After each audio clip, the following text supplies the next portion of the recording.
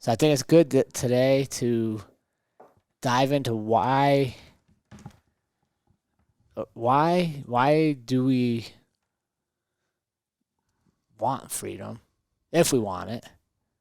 Because I don't believe everybody wants to be free, which is ironic, but I honestly don't think it. Yeah.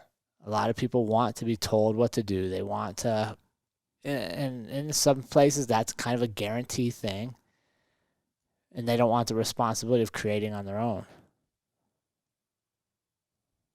Can be a big responsibility. It's Yeah. huge. I think this year has probably made a lot of people think about their freedoms. I know at the height of COVID, when there was all the shutdowns, it did feel like a prison, that we were imprisoned in our homes, not even in our businesses. It was even with my own office, it was kind of, I felt like, going to work kind of on the DL and having the masks and so much imprisonment, where this year didn't feel like there was an abundance of freedom. Just not a freedom of choice. And I think that's what really hit home for me is I had done what I thought I was supposed to do my whole life. Right? Like I was a good person. I did the military. I did a career. I saved my money. I had 401ks. And then this stage of my life, I'm still being told what to do. Don't go out, stay here. And I'm like, what the hell? You gotta be kidding me, dude. I didn't come this far for you to boss me around. Right. And it's just been one of those times where I think, and I hope a lot of people reflect on what's really important. We've talked about that numerous times.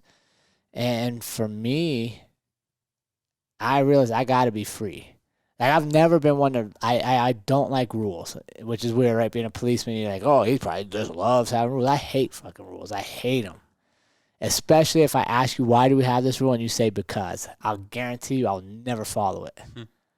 Unless, like, I hurt myself and I'm like, oh, that's why we have that rule, which has happened before too. Right. But yeah, this whole time I think has just made us reevaluate a lot of different things. So how do you define freedom? For me, man, being free is having control of the choices in my life. Right? If I want to be somewhere, I go somewhere. If I want to interact with this group of people, I'm going to go interact with that group of people. If I put my money into a business, I should be allowed to run my business. If I want, you know what I mean? Like that, if I want to go somewhere, I should be able to go. Like freedom, and that's what I always thought America was about. I was like, man, we're the ones. Yeah, land of the free. And then all of a sudden it's taken away. And even as we progress forward, there's threats of more lockdowns again, right? Like and I think that's kind of why it's weighed heavily on people. As we went through it, I would say the majority of people did what they asked, including me. And then we never got past it. And now we're like so far into it and they're threatening more stuff. I'm like, dude, I'm not free. Like this is no longer freedom for me. And that's the big thing for me is I just need to be able to choose. And then I need to be able to suffer the repercussions if I choose poorly and reap the rewards if I choose greatly. Right? Like I don't think so my business goes great, I don't think I owe a bunch of people my business. That's not free, right? If you're taking that from me. And on the flip side, if my business fails miserably, I don't get to blame nobody else. Like I want that. And that's what I want for my kids and I want for your kids and everybody out there is just the freedom to be who you're supposed to be. And that's been challenged in 2020. Mm-hmm. We've kind of all been put in the same categories. Yeah. Do you feel that it's only been in 2020, in this year, to where freedoms have been taken away? Or no? I don't, but I think this is the first time that it hit everybody. Like honestly, if you study a little bit of history, the Patriot Act after September 11th, is one of the greatest government intrusions on our privacies and our freedoms.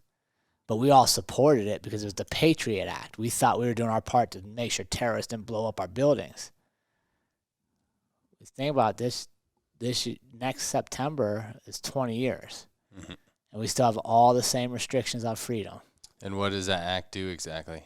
It allows people to collect data. It allows them to track emails and cell phones and share, you know what I mean? There's a lot, which is good in some sense, don't get me wrong, but not when it's used against people that aren't terrorists, right? And that's why it's being challenged in court, why people are so against it. So no, it's not the first time, but I think it's the first time at this degree. Like, it's a worldwide thing we're going through. So you're seeing people all around the world questioning, like, what's happening? Why is this happening to us? And then you're seeing the civil discontent kind of rise up. Yeah.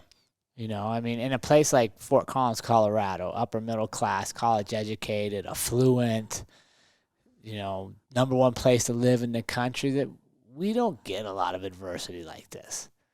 You know, like, we had the flood. We have some things, but not at this degree. Like, there's very few times that something's going to happen in New Orleans or Detroit or, you know, some small town in New Hampshire, and it's also affecting us in Fort Collins. You know, so I think that's the magnitude. And then, quite honestly, the ability of social media to share everybody's stories and their opinions and all the issues that come with that. So what does freedom look like to you? Well, for me, man, we're making changes. You know, I mean, I don't know if we've talked about it on the show or not, but we've leased some property and some rural property, right? I've pretty much been a city kid my whole life. And one of the things I realized coming from this is I had done the American dream, right? I had worked, I had provided for my family, bought houses, I had the car, you know what I mean? We had the stuff. But when we weren't free to go move around, that stuff didn't really matter to me.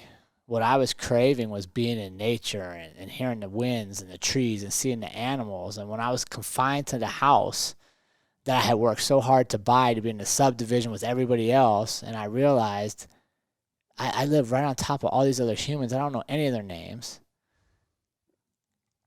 But I'm not trying to be rude, I don't necessarily care to, right? Like, I don't go out of my way. I get in my car and I drive to nature. Andrea and I really sat and we're like, where do we feel best and where do we feel at peace? And that was out in the woods and being gone. So we've leased some property and we're going to make some changes in the upcoming year to really flip our life, where we've been living all around all these people and we drive hours to get away and go experience nature, to go the other way and live out in nature, and then when we want to see humans, we'll drive in to find them.